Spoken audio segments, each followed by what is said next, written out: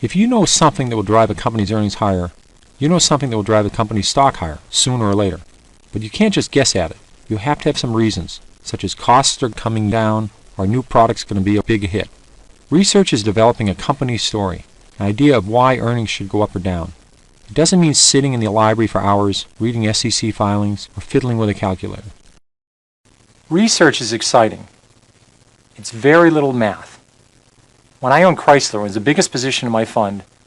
When I was at a movie theater, at a sports event, I'd run into somebody driving a minivan. I'd ask them, what do you think of the minivan? Would you buy another one? What do you like about it? People would say, well, it's a little underpowered. They only have a 4-cylinder engine. I knew they were already working on a 6-cylinder engine. So this is research. Research starts with the things you know, your edge. If you're a mechanic, look at the tools you use. Which are the best? Which are the best value?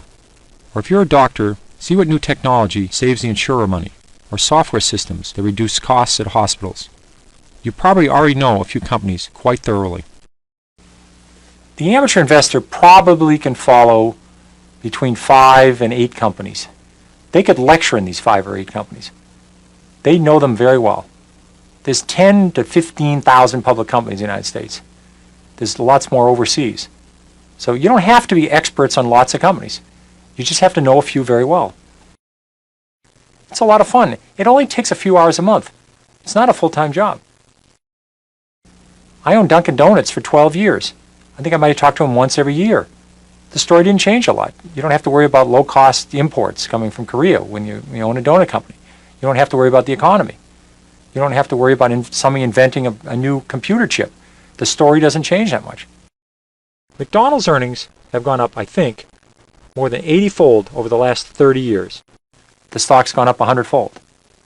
What made McDonald's earnings continue to grow?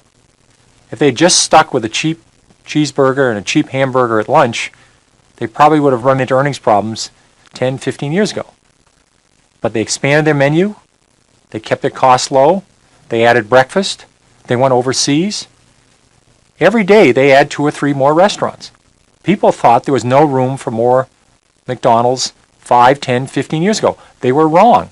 If they had done the research, they would have said, well, there's a couple hundred countries out there. There's lots of places to grow.